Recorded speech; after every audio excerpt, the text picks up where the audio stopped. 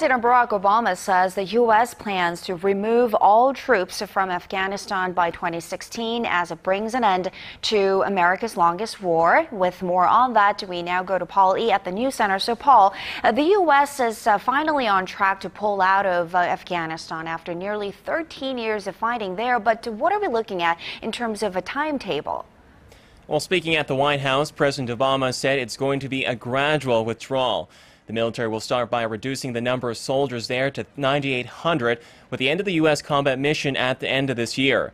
But all of it depends on a joint security agreement with the Afghan government. The move will also mark the first time in Obama's presidency that the U.S. has not had an active combat mission in a foreign country. Our Huang Jie has the story. When U.S. President Barack Obama leaves office in early 2017, the U.S. military presence in Afghanistan will be near zero. The president said Tuesday that less than 10,000 American troops will remain in Afghanistan after this year, and roughly half that number will be in the country by the end of 2015. A year later, the United States will pull out its last remaining combat troops. 1 year later, by the end of 2016, our military will draw down to a normal embassy presence in Kabul with a security assistance component, just as we've done in Iraq.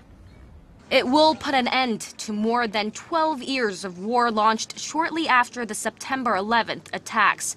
More than 2,000 U.S. troops have died in the conflict, plus countless more on the Afghan side. There are currently around 32,000 American troops in Afghanistan. Obama said that so much of America's foreign policy was focused on the wars in Afghanistan and Iraq, and that the future of Afghanistan must be decided by Afghans. Yet this is how wars end in the 21st century.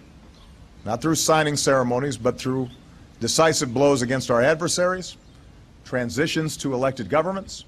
The withdrawal plan has not come without criticism in the U.S. as Republicans say the timeline is too tight. Huang Jie, Arirang News.